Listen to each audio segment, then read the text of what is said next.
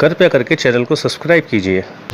कभी कभी वक्त किसी तस्वीर को धुंधला नहीं करता, बल्कि उसमें छिपी कहानियों को और गहरा बना देता है।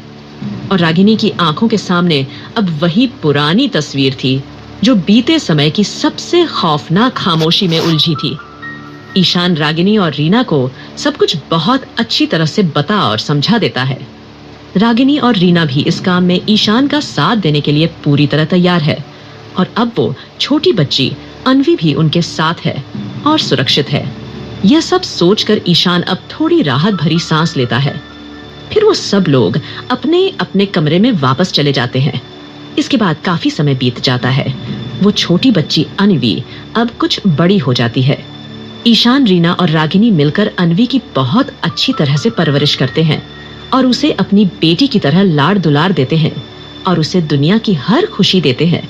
वो सब लोग अपनी इस प्यारी सी दुनिया में बहुत खुश थे, पर पता नहीं उनकी इन खुशियों को किसकी नजर लग जाती है। और कुछ दिन बाद एक दिन ईशान और उसकी पत्नी रीना का एक कार एक्सीडेंट हो जाता है, लेकिन उनकी डेड बॉडी किसी को भी नहीं मिल पाती है। पुलिस भी ईशान और रीना की डेड बॉडी को काफी ढूंढने की कोशिश करते हैं, मगर वो भी नाकाम रहते हैं। और जब काफी समय तक ईशान और रीना की डेड बॉडी नहीं मिलती, तो फिर वो और पुलिस वाले सभी ईशान और रीना की मौत हो चुकी है और उनकी डेड बॉडी नीचे खाई में गिरकर नीचे किसी नदी में बह गई है, ऐसा मान लेते हैं और ये केस बंद कर देते हैं।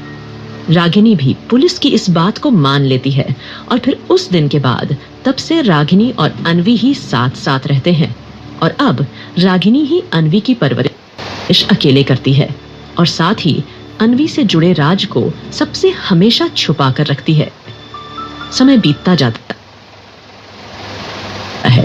रागिनी अब काफी बूढ़ी हो जाती है और साथ ही वो बीमार भी रहने लगती है और अब अन्वी भी बड़ी हो चुकी होती है और वो अब अपने चाचा चाची के घर में काम करती है, क्योंकि अगर वो ऐसा नहीं करती तो उसके चाचा चाची रागिनी और उसे उनके घर से निकल देते, क्योंकि उसके चाचा मिस्टर माधव और उसकी पत्नी कामिनी ने ईशान और रीना की मौत के बाद चालाकी से उनकी सारी प्रॉपर्टी अपने नाम कर ली थी और उन्होंने इस एक ही शर्त पर रागिनी और अन्वी को वो घर रहने के लिए दिया था कि अन्वी हमेशा उनकी नौकरानी बनकर रहेगी। अब अन्वी रागिनी का इस दुनिया में कोई नहीं था, वो कहाँ जाती? इसलिए मजबूरन अन्वी को उनकी बात माननी पड़ी। एक आवाज। तभी अचानक रागिनी भी अपने कमरे में होती है, अपने ख्यालों की दुनिया में खोई हुई होती है। तभी उसे अचानक एक आवाज सुनाई देती है, पी पी पी पी पी पी पी पी अभी पी पी पी पी पी पी पी। यह आवाज अलार्म क्लॉक की होती है जो लगातार बजे जा रहा था। अलार्म की लगातार आवाज से अचानक रागिनी का ध्यान एकदम से टूट जाता है और वो अचानक से चौंक कर अपने ख्यालों की दुनिया से वापस आती है।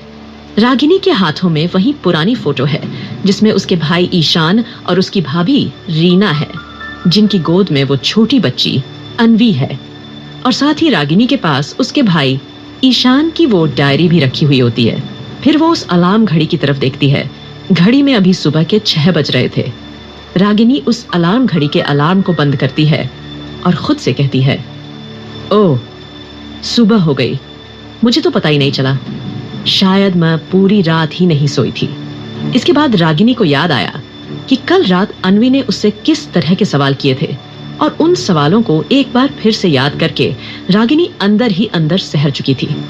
अन्वी ने रागिनी से कुछ ऐसे सवाल कर दिए थे जिनके जवाब रागिनी कभी भी अन्वी को नहीं दे सकती थी, क्योंकि रागिनी मजबूर थी और उसकी मजबूरी यह थी कि उसने अपने भाई ईशान से यह वादा किया हुआ था कि वो कभी किसी को, यहाँ तक कि अन्वी को भी, कभी उसकी सच्चाई नहीं बताएगी। और वो अपने भाई ईशान से किए हुए उस वादे को तोड़ना नहीं चाहती थी, पर वो यह भी सोच सोच कर हैरान हो रही थी कि आज अचानक अन्वी को क्या हो गया था। वो उससे आज इस तरह के सवाल क्यों पूछ रही थी, जबकि आज से पहले कभी भी उसने ऐसा कुछ नहीं किया था। इसके बाद रागिनी के दिमाग में एक पल के लिए यह ख्याल भी आया कि कहीं किसी को अन्वी की सच्चाई पता तो नहीं चल गई, और कहीं अन्वी को ही तो कुछ पता चल गया, मगर कैसे? रागिनी के दिमाग में अब ऐसे कई सवाल आने लगे। फिर उसने सोचा और मन ही मन बुदबुदाई, नहीं, ऐसा नहीं हो सकता। किसी को भी अन्वी की सच्चाई के बारे में कुछ नहीं पता। क्योंकि अन्वी की सच्चाई सिर्फ मैं और भैया भाभी ही जानते थे, इसलिए यह नहीं हो सकता कि हमारे अलावा किसी और को अन्वी की सच्चाई मालूम हो।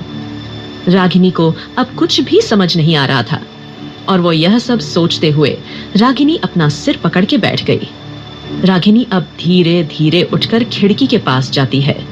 बाहर हल्की धूप उग आई थी, लेकिन उसके दिल में अब भी रात जैसी ही कोई बेचैनी छाई थी।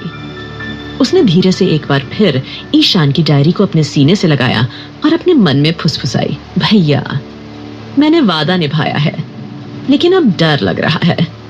पर उस सुबह की हवा में कुछ अजीब था, जैसे कोई भूली हुई सच्चाई अब लौटकर दरवाजा खटखटा रही हो।